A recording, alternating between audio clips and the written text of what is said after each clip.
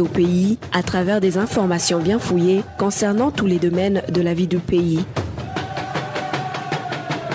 Le magazine Humura Burundi est diffusé sur le web via le site de la RPA www.rpa.bi. Humura Burundi.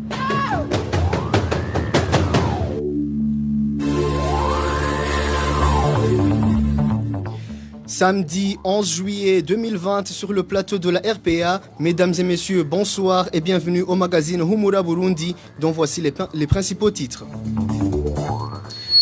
Le Burundi est dorénavant doté de nouveaux gouverneurs des provinces au moment où presque un tiers de ses autorités territoriales est constitué de militaires et de policiers.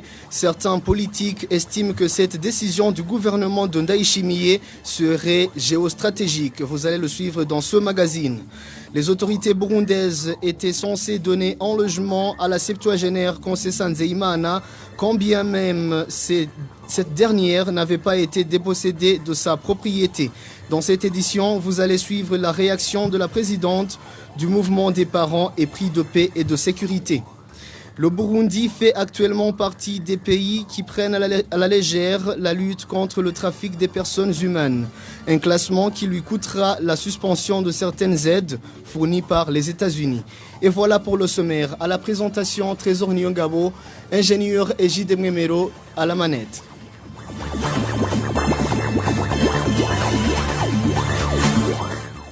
Ouvrons ce journal par une brève sécuritaire. Une femme répondant au nom de Spes Nshimirimana a été tuée, égorgée la nuit dernière chez elle sur la colline Muramba de la commune Bugenyuzi en province Karusi. Des sources contactées sur place disent que les malfaiteurs ont défoncé la fenêtre pour entrer dans la chambre où dormait la victime. La mère de la victime, qui elle aussi était dans la même maison, a été épargnée. La police dit avoir entamé des enquêtes. La famille dit ignorer le motif de son assassinat. La victime est la deuxième à être tuée dans cette province au cours de cette semaine. Mercredi dernier, un autre homme a été tué dans la commune Gitaramuka de la même province. Ce dernier aurait été victime d'un conflit foncier selon des sources à Gitaramuka. Page santé à présent, 52 personnes ont été testées positives à la Covid-19 parmi les tests faits les 3 premiers jours de la campagne de dépistage du coronavirus en mairie de Bujumbura. Le suivi médical de ces nouveaux malades se fait de 3 différentes manières. Certains sont suivis chez eux, d'autres hospitalisés et le 3e groupe en isolement à l'hôtel Source du Nil, comme l'explique Dr Tadei Ndikumana, le ministre de la Santé publique et de la lutte contre le sida. Nous avons commencé la campagne depuis lundi et nous avons, pour 4 jours passés, déjà enregistré 3798 demandeurs de tests. Et après le screening et le triage, nous avons vu qu'il y avait 2680 qui présentaient les signes de Covid. Et parmi cela, nous avons déjà repéré 52 personnes qui ont été contaminées par le coronavirus. Et cela montre que le coronavirus existe, mais ne circule pas à grande échelle. Pour la prise en charge, d'abord, nous avons identifié les contacts de 52 personnes. Et ces contacts font partie aussi des gens chez qui on a fait des prélèvements pour voir si la famille ou l'entourage n'a pas été contaminé. Alors, ces 52 personnes ont été subdivisées en 3 parties. Il y en avait qui avaient d'autres pathologies sous-jacentes, notamment l'hypertension, le diabète non équilibré, le VIH et l'insuffisance rénale. Ceux-là ont fait objet de suivi médical en hospitalisation. Tandis qu'une autre catégorie, ce sont des personnes qui n'ont aucun signe asymptomatique, qui ne nécessitent pas l'hospitalisation. Et il y en a qui sont suivis à la maison parce qu'ils vivent dans des conditions décentes, avec une chambre propre, où ils peuvent s'isoler facilement. Et d'autres qui habitent dans des maisons, dans des quartiers avec une promiscuité. Et on a jugé bon de les isoler à part avant la négativation. Et cela se trouve au niveau de l'autonomie. Pour le 4e jour de campagne, 6 ont été testés positifs selon le ministère de la Santé, ce qui fait un total de 58 cas pour les 4 premiers jours de campagne. À ce total s'ajoutent 7 autres cas positifs déjà retrouvés dans le traçage de ces nouveaux malades. En tout, le Burundi déclare avoir enregistré jusque-là 256 cas de Covid-19 depuis le mois de mars. Parlons politique à présent, le Sénat burundais a approuvé ce vendredi les noms de nouveaux gouverneurs des provinces tels que proposés par le président de la République. Parmi les 18 gouverneurs figurent 3 militaires, 2 policiers ainsi que 3 femmes. Le point avec Janvier Ninazwe.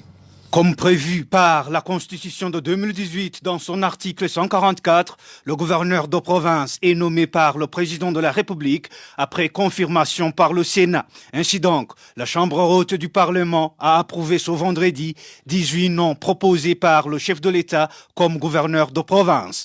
Il s'agit de 18 provinces, la municipalité de Bujumbura inclus. Parmi les 18 gouverneurs, 5 sont issus des corps de défense et de sécurité. Dans l'armée, on notera le colonel Leonidas Vandenzamaso, gouverneur de la province Bururi, colonel Rémi Chisahayo, gouverneur de la province Kayanza, et le colonel Gaspard Gassanzwe pour la province Mwaro. Au sein de la police, il y ressort l'Opessin 1 Karem Wizoza, gouverneur de la province Chibitoke, et le commissaire principal Jimmy Hatungimana comme maire de la ville Bujumbura. Les femmes sont au nombre de 3. Karini Mbarushimana pour la province Karusi, Françoise Ngozirazana pour la province Makamba et Emerantienne Tabu, gouverneur de la province Ruyigi. 2 gouverneurs ont été reconduits dans leurs fonctions. Il s'agit du gouverneur de la province Gitega Venant Manilambona et Karini Mbarushimana de la province Karusi. Au moment où l'article 139 de la Constitution de 2005 spécifiait que le gouverneur de province doit être en civil, l'article 144 de la nouvelle Constitution de 2018 passe sous silence cette précision de civil. Merci à toi, Janvier Ninazwe. Il se manifeste une ressemblance entre l'actuelle nomination de nouveaux gouverneurs et celle du temps des gouvernements issus des coups d'État. Parallélisme établi par Frédéric Bamvuginyumvira, un des politiciens de l'opposition qui fut vice-président de la République. Selon lui, il y a un message quelconque adressé aux citoyens des provinces qui ont été attribués à un militaire ou encore à un policier. Il s'agit surtout des provinces qui ont connu des manifestations contre le 3e mandat de Pierre Nkurunziza. Suivez Frédéric Bamvuginyumvira. Au lendemain d'un coup d'État, il y avait automatiquement nomination des gouverneurs. Et cette nomination venait pour répondre à une préoccupation de ces gens qui opéraient des coups d'État. Ils n'avaient pas confiance en le peuple et ils ne savaient pas comment le peuple allait réagir. C'est pour cette raison qu'ils devaient nommer des gouverneurs militaires pour que ça soit leurs yeux, leurs oreilles. Maintenant, par rapport à ce qu'il y a, je dois quand même dire que le CNDD-FDD a éprouvé des difficultés avec les dernières élections. Tout le monde constate qu'ils n'ont pas gagné les élections. Et eux-mêmes le savent. Donc voilà, il y a une relation, une similitude entre les 2 types de nominations. Et l'objectif, c'est le même.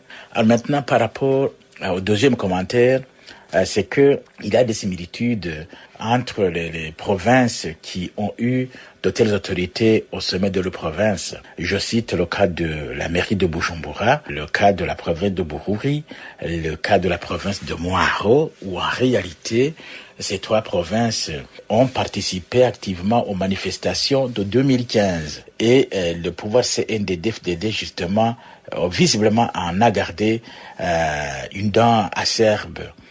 Et on voit également que ces 3 provinces ont une grande concentration de Tutsis par rapport aux autres provinces. Je crois que ces 2 raisons suffisent pour que il y ait une nomination à leur tête des gouverneurs, parce que le pouvoir d'Ihutu qui voit dans ces provinces une concentration Tutsi, des gens qui ont manifesté en 2015, ils se posent des questions. Est-ce qu'ils ne pourront pas constituer des postes de résistance? Donc il faut absolument un agent militaire, un gouverneur militaire qui puisse nous aider à comprendre à temps ce qui s'y passe. S'agissant des provinces Chibitoke et Kayanza, elles ont été particulièrement mises dans les mains des officiers des corps de défense et de sécurité, compte tenu des relations qui règnent entre Gitega et Kigali, ajoute Frédéric Bamvuginyumvira. Alors quand je compare la province de Kayanza et la province de Chibitoke, qui ont eu aussi de tels gouverneurs. Et je crois que pour les deux, ils sont d'abord à proximité de la Kibira. Ensuite, ce sont deux provinces qui sont limitrophes avec le Rwanda. Et vous savez qu'il y a eu des problèmes de sécurité entre le Rwanda et le Burundi. Souvenez-vous de l'attaque qui a eu lieu lorsque il y a eu une position qui a été pratiquement enrayée dans la Kibira. Et puis la dernière attaque au Rwanda, où le Rwanda a dit que les éléments qui sont venus déstabiliser le Rwanda étaient partis du Burundi et se sont repliés dans la Kibira. Donc ça signifie que c'était une accusation indirecte contre aussi le Burundi. Donc, nommer de tels gouverneurs signifie que ça prévisage un problème de sécurité entre les deux pays. Ça, c'est mon interprétation. Frédéric Bamvuginyumvira, ancien vice-président de la République du Burundi. Le Conseil permanent de la francophonie devrait prendre le temps d'étudier la situation actuelle au Burundi avant de lever les sanctions prises en 2016. Réaction de Karina Tertsakian, chercheuse et coordinatrice de l'initiative des droits humains au Burundi, qui explique que les crimes qui ont amené l'Organisation internationale de la francophonie à suspendre la coopération avec le Burundi se commettent toujours. Je ne sais pas exactement sur quelle base le Conseil permanent de la francophonie a décidé de reprendre sa coopération avec le Burundi. Mais a priori, cette décision est difficile à comprendre. Leur communiqué parle de récentes évolutions politiques. Mais quelles évolutions politiques ? Si les membres de ce Conseil avaient bien étudié la situation actuelle au Burundi, ils auraient vu que les préoccupations qui avaient provoqué la suspension de la coopération au départ perdurent. Il suffit de regarder le contexte dans lequel se sont déroulées les élections récentes.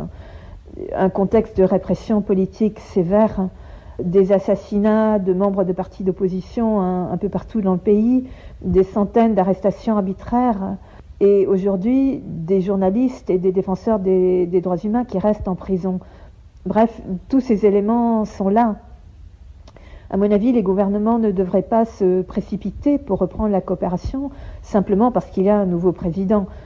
Cela ne garantit rien, surtout qu'il s'est entouré de personnes qui ont un passé, dont deux qui sont d'ailleurs sous sanctions internationales.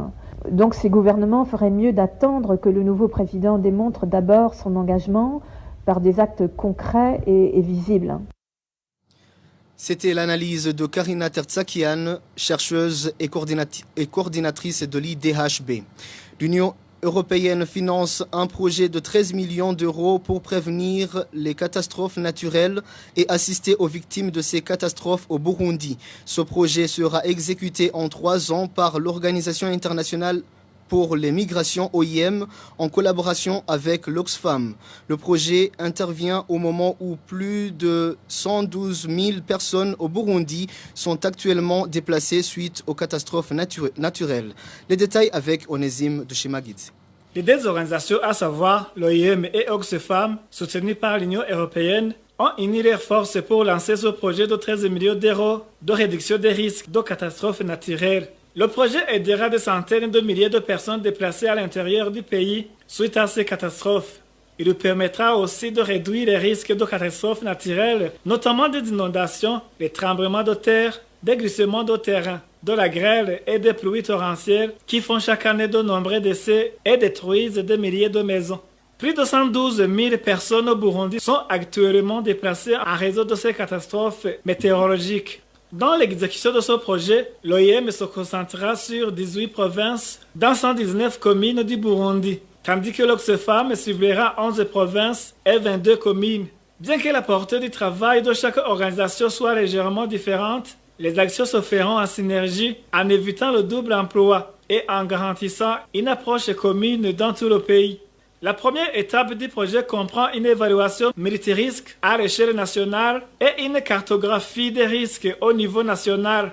La dernière étape du projet impliquera les communautés les plus exposées aux catastrophes. Ces dernières bénéficieront des articles d'urgence non alimentaires et ou en soutien en matière d'abri si une catastrophe importante se produit pendant l'exécution du projet. Merci à toi aussi, Onésime Dushimagidze. Place maintenant à la page Droits de l'homme sans transition. L'arrestation et la détention de Terence Mouchano, secrétaire général de l'association de lutte contre le génocide AC Génocide Chilimoso, et la stratégie du nouveau gouvernement d'intimider et de pénaliser tous les opposants. Propos de Maître Vital Nshimirimana, président du Forum pour le renforcement de la société civile FORSC. Vital Nshimirimana s'insurge contre cet emprisonnement fait en violation de la loi et demande qu'il soit libéré sans condition. L'arrestation et la rétention de Mouchano est d'une absurdité notoire, en ce sens que Terence Mouchano a été illégalement arrêté et retenu pour avoir parlé aux journalistes. Terence Mouchano est un représentant de l'association des victimes Tutsi à ce génocide de Chilimoso, et une organisation qui recherche la vérité pour les crimes commis contre cette catégorie de la population burundaise. Il joue le même rôle que celui de son chef, et qui, au même moment, était en train d'organiser une conférence publique à l'université du Burundi. Aujourd'hui, personne ne peut pas dire qu'il y a eu une seule catégorie de victimes, surtout à l'université du Burundi, où tout le monde connaît que, certes, il y a des étudiants Hutus qui ont été tués, mais aussi qu'il y a des étudiants Tutsis et d'autres employés de l'université qui ont été tués dans les mêmes circonstances. Nous constatons que c'est une façon d'abord d'intimider toute personne qui voudrait donner une autre version des faits, mais aussi une façon de chercher à imposer une vérité à sens unique au Burundi, alors que cela est impossible dès lors que le Burundi a connu plusieurs crises, plusieurs drames, et que ces drames, ces tragédies doivent faire objet d'une investigation neutre, impartiale et professionnelle pour que tout le monde sache la vérité. Nous nous inscrivons en faux contre l'arrestation et la rétention de M. Terence Mouchano, qui n'a rien fait que de donner son avis sur la commémoration des massacres des étudiants à l'université du Burundi. Terence Mouchano, le secrétaire général de l'association AC Génocide Chilimoso, est sous les verrous depuis ce jeudi. Accusé d'atteinte à la sûreté publique, il a été arrêté pendant qu'il donnait une interview aux journalistes. Toujours en droit de l'homme, il est très honteux de persécuter une septuagénaire en la dépossédant de sa propriété. Réaction de Juliette Nijimbere, présidente du mouvement des parents épris de paix et de sécurité. Selon elle, compte tenu de l'âge de Concessa Nzeyimana, le gouvernement devrait plutôt lui procurer un logement si il n'en a pas. Suivez Juliette Nijimbere. Je suis vraiment très confuse et très révoltée par ce qui arrive à cette mamie de 72 ans et qui élève seule ses 2 petits-enfants et qui a perdu ses propres enfants et qui est en train d'errer dans les collines et dans les rues du Burundi parce que elle n'a plus où loger, elle n'a plus sa maison, elle n'a plus sa propriété, parce que tout simplement le gouvernement burundais, les autorités burundaises ont décidé de l'exproprier de ses terres et de sa maison. C'est honteux. C'est honteux, d'autant plus que cette mamie, elle est vieille. Elle n'a sûrement pas la force de se reconstruire, comme la plupart peut-être à qui on a donné un petit peu d'argent pour se reconstruire. Elle est vieille, elle devait être entretenue. Elle devait se retrouver ici dans les maisons qui accueillent les personnes âgées et qui les soignent. Non, le Burundi, au lieu de la soigner, les autorités burundaises sont en train de la tuer. Cette mamie à qui on a tout pris. Normalement, dans la tradition burundaise, la terre de ses ancêtres est la richesse de tout Burundais. Et cette terre, elle est léguée de père en fils, de père en fille. Cette terre, si un jour il y a un litige avec les voisins, et la plupart de ces litiges, c'est vraiment lié aux terres, et les voisins et les Burundais peuvent être des ennemis à cause de ces litiges-là. Donc c'est très précieux. Le gouvernement burundais devrait comprendre que avant de chasser ou d'exproprier les Burundais, il devrait préparer d'abord l'endroit Où mettre ces Burundais? Où mettre ces personnes qui perdent leur propriété? Juliette Nijimbere conseille également aux autorités de se rappeler que c'est cette même population qui a contribué pour que les élections qui les ont portés au pouvoir aient lieu. Qu'ils n'ignorent pas donc qu'elle a besoin de leur intervention. Suivez encore une fois Juliette Nijimbere. Et aussi construire des maisons. Cette mamie, on lui a donné une parcelle et on lui a dit, voilà, vous pouvez déménager. Et il y a construit une maison grâce à la Croix-Rouge. Et après l'avoir construite, on lui a dit par la suite que c'était un prêt, que ce n'était pas sa propriété définitive. Et on a demandé à ce que cette maison soit détruite. Et même en lui disant d'assumer et d'accepter que c'est elle qui l'a détruite alors qu'elle n'a même pas de force. C'est honteux que le gouvernement burundais, qui a organisé les élections et qui a sommé tous les Burundais de payer des cotisations pour les élections et qui les a sommés d'aller voter aussi. Et cette mamie a sûrement voté et a sûrement voté peut-être les autorités qui sont en place aujourd'hui. Et voilà que ce sont ces mêmes autorités qui la torturent, qui la emprisonnent parce qu'on l'a mise en prison cette mamie et qui ne la protègent pas. Sachez, chers compatriotes, et plus particulièrement les dirigeants du Burundi aujourd'hui, sachez que il n'y a aucun gouvernement qui a régné d'une manière définitive. Tous les gouvernements qui sont passés avant vous, ils ont terminé un jour. Et vous aussi, vous allez terminer un jour.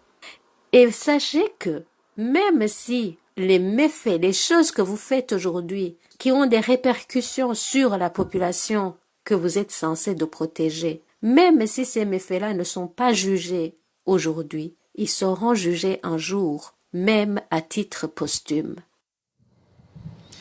Concessa Nzeimana est la septuagénaire de Kayogoro qui est sans abri depuis 13 jours. Âgée de 72 ans, elle et ses deux petits-enfants de moins de 10 ans ont été chassés de leur habitation par l'administrateur de Kayogoro, Zaché Misago. Nous vous le disions dans les titres de ce magazine, les États-Unis d'Amérique classent le Burundi dans le niveau 3 qui englobe les États qui accusent un retard dans la lutte contre le trafic humain. Selon le rapport du département d'État américain, le Burundi devra à cet effet être soumis à certaines restrictions d'aide lui octroyées par les États-Unis. Le point avec Clovis Nyonzima. Le Burundi n'a pas enquêté, poursuivi ou condamné des responsables qui auraient été complices de crimes de trafic humain au cours des 5 dernières années. C'est dans le rapport du département d'État américain sur le trafic humain, rapport TPR, publié le 30 juin, qui classe le Burundi au niveau 3. Les pays classés au niveau 3 du rapport TPR sont des pays que ce dernier considère comme ne fournissant aucun effort pour éliminer le trafic humain. Selon ce rapport, le Burundi ne dispose pas de procédures permettant d'identifier et de secourir les victimes. Malgré le manque d'efforts significatifs, reconnaît le rapport, le gouvernement du Burundi a pris certaines mesures en travaillant notamment avec une organisation internationale pour dispenser une formation aux agents d'immigration, identifier les victimes de la traite à l'étranger, mener des campagnes de sensibilisation du public en partenariat avec une organisation internationale et accroître la coopération avec la société civile. Pour un pays classé au niveau 3 par le rapport TPR, le président américain détermine comment appliquer les restrictions d'aide, le financement des échanges culturels et de l'éducation et le vote sur les prêts accordés par les banques multilatérales de développement font partie des avantages soumis aux restrictions. En Afrique de l'Est, les pays classés au niveau 3 par le rapport TPR sont le Burundi et le Soudan du Sud. Le reste des pays de la communauté est-africaine sont classés au niveau Clovis Nyonzima, détention depuis 8 mois et 21 jours des 4 journalistes du groupe de presse Iwachu à la prison de Bubanza. Le tribunal de grande instance de Bubanza et la cour d'appel de Nahangwa les ont condamnés à un emprisonnement de 2 ans et demi ainsi qu'au paiement d'une amende d'1 million chacun. Christine Kamikazi, Agnès Ndirubusa, Terence Mozenzi et Egide Haririmana ont été arrêtés dans la commune Musigati de la province Bubanza alors qu'ils s'y rendaient pour enquêter sur les combats qui opposaient ce jour-là les forces régulières et les rebelles. Ces journalistes ont été condamnés pour tentative impossible de complicité à l'atteinte de la sécurité intérieure de l'État. Et pour tourner la page droits de l'homme, le gouvernement du Burundi devrait procéder à l'amendement ou à l'abrogation de toutes les lois contraires à la déclaration sur les défenseurs des droits de l'homme. Propos de Joseph Bikanda qui explique que cette déclaration a un caractère contraignant de par la Constitution et les autres textes internationaux que le Burundi a ratifiés.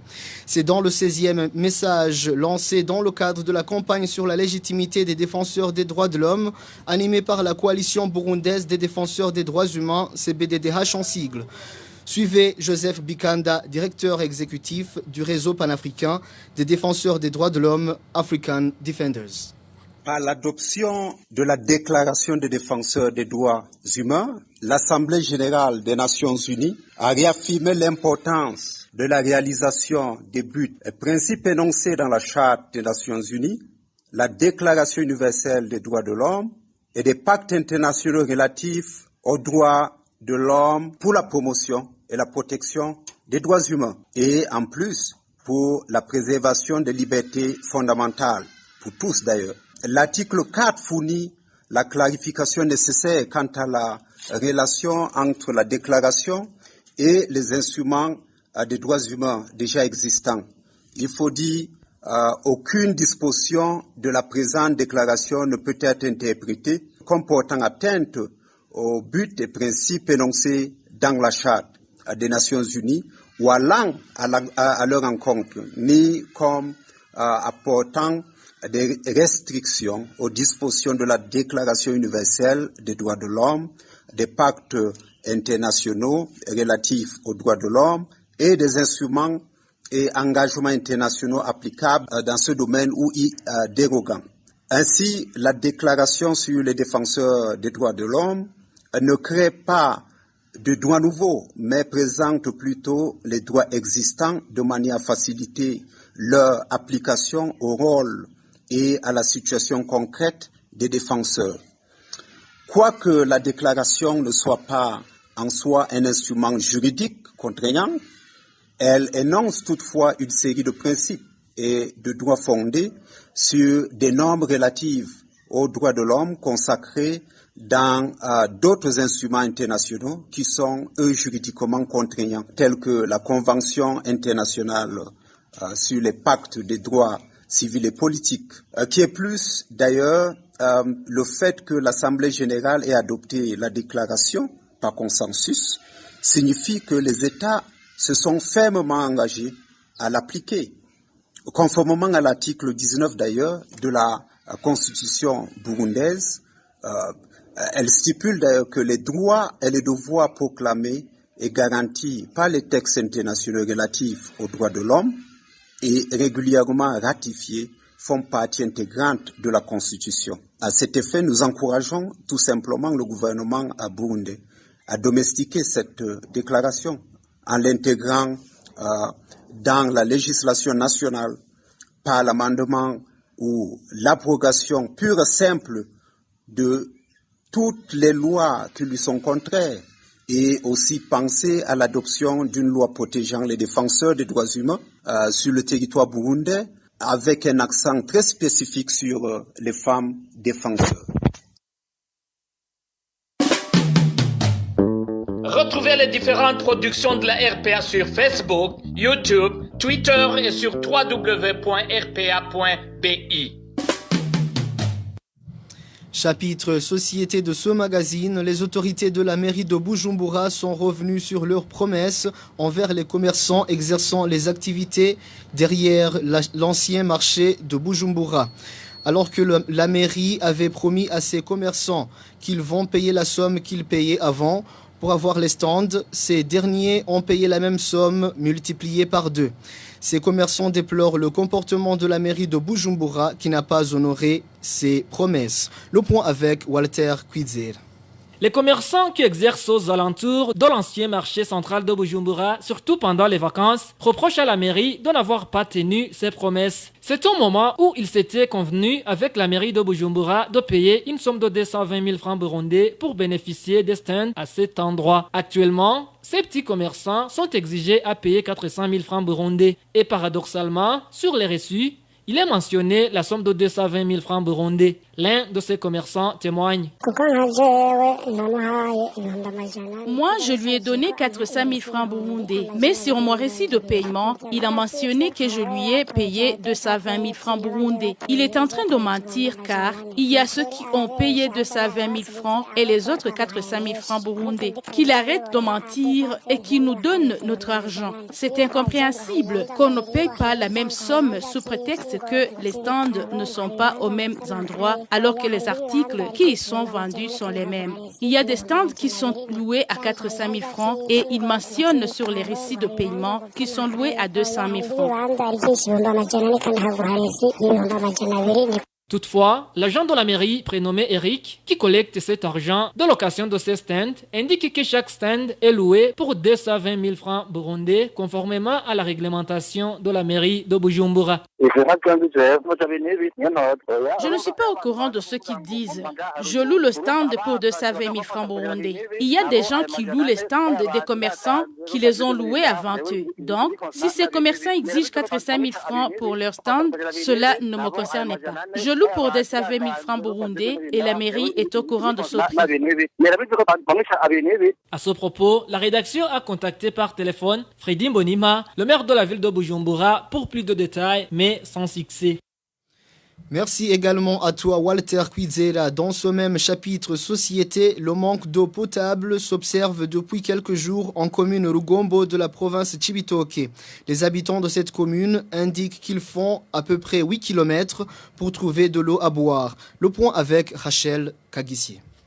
En commune de Rugombo, 2 jours peuvent se passer sans qu'aucune goutte d'eau ne coule des robinets. Ainsi, les habitants de cette commune sont dans l'obligation de faire plusieurs kilomètres pour s'approvisionner en eau potable. Certaines familles préfèrent s'approvisionner auprès des fournisseurs qui utilisent des vélos.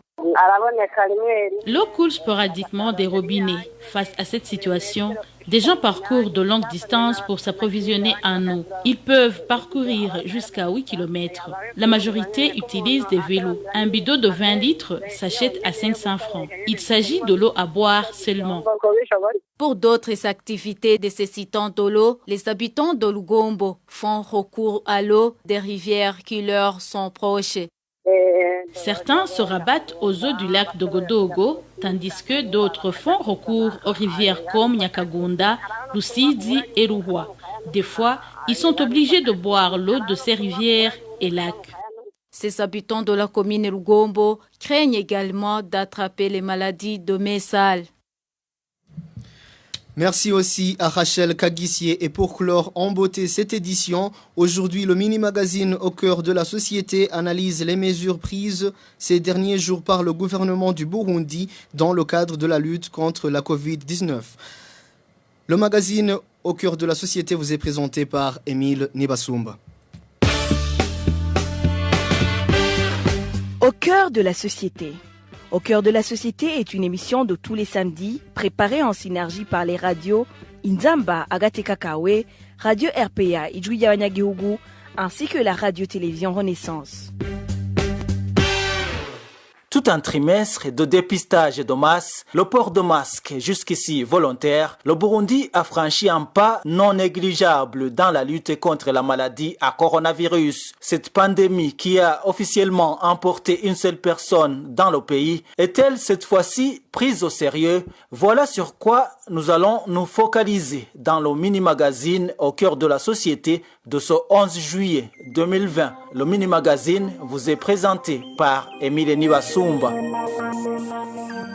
Twarashikije yuko ufise ibimenyetso nawe bari gripe isanzwe yorondera agafukamunwa akakigurira canke akagashonesha.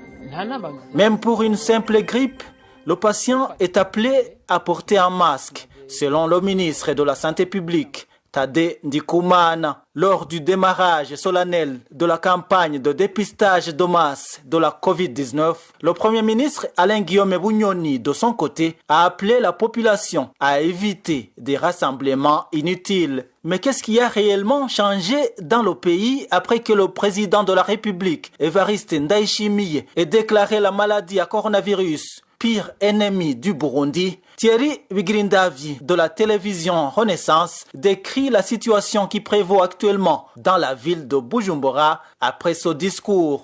Depuis que le gouvernement du Burundi ait déclaré la pandémie de coronavirus comme l'ennemi public numéro 1, beaucoup de personnes ont changé de comportement, comme l'indique cette femme de Nahangwa dans la ville de Bujumbura. Même en fait, tu ne peux pas voir des personnes se saluer comme avant. Même à l'intérieur du pays, les gens ne se saluent plus. Si tu montes à l'intérieur du pays, quand tu viens de Bujumbura, les gens vont dire qu'il ne faut pas te saluer parce que tu viens avec le corona. Donc ils croient que le corona est beaucoup plus à Bujumbura que dans ces provinces. Donc les gens se sont habitués à ça, qu'il ne faut pas se saluer ou se donner des baisers. Dans la capitale économique du Burundi, ceux qui portent le masque sont plus nombreux par rapport à ceux qui le portaient avant le revirement du gouvernement dans la lutte contre la propagation de la pandémie. La plupart des hôpitaux à Bujumbura exigent le port de masque à toute personne qui souhaite franchir la porte d'entrée, même s'il n'y a pas encore une décision formelle du ministère de la Santé qui rend obligatoire le port de masque à l'intérieur des hôpitaux. Aujourd'hui, à Bujumbura, on ne doit pas rappeler à une personne de laver les mains. Tout le monde le fait volontairement. Avant le volte-face du gouvernement dans sa politique de la gestion de la pandémie de coronavirus, porter le masque était synonyme d'une volonté de s'insurger aux autorités publiques. Même la société ne tolérait pas celui qui portait le masque. Il y a même ceux qui pouvaient l'agresser verbalement en lui demandant s'il est le plus exposé au Covid-19 plus que les autres. Cette femme réside dans la commune de Moura, au sud de la ville de Bujumbura. On voit beaucoup de personnes porter des masques en ville, dans des fêtes, dans des enterrements. Tu verras beaucoup de personnes porter les masques. C'est une bonne chose parce que avant, si tu portais un masque, tu étais vu comme un peu un opposant au gouvernement.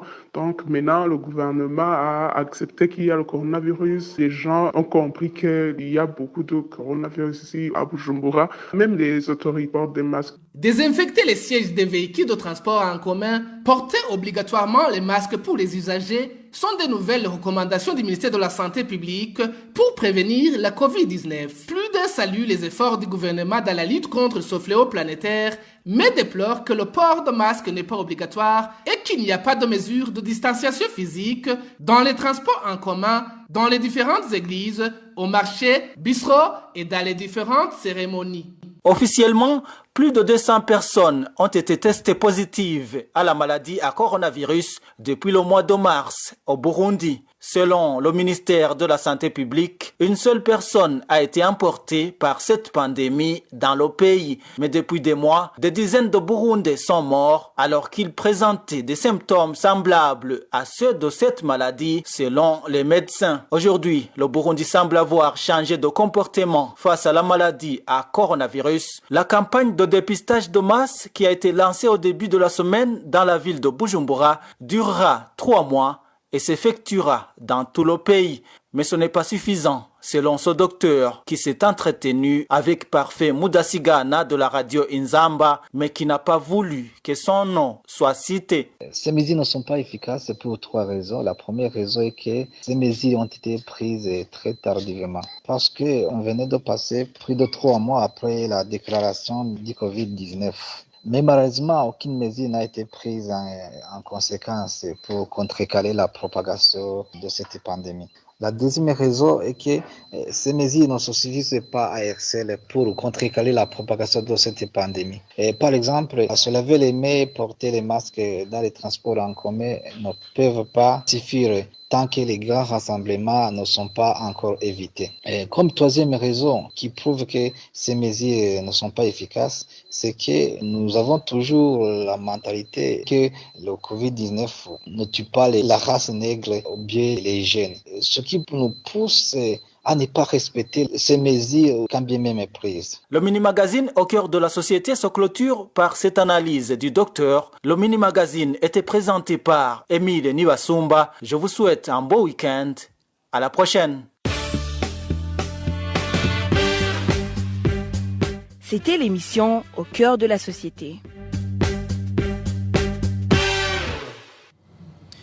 Merci à Émile Nibasumba pour le mini-magazine Au cœur de la société. Et c'est par ici, chers auditeurs de la RPA, que prend fin le magazine Humura Burundi de ce samedi. Merci de nous avoir prêté une oreille attentive. Merci à Inès Gakiza et à ingénieur Egide Mwemero pour leur bonne collaboration technique. À la présentation était Trésor Nyongabo. Passez une agréable soirée chez vous.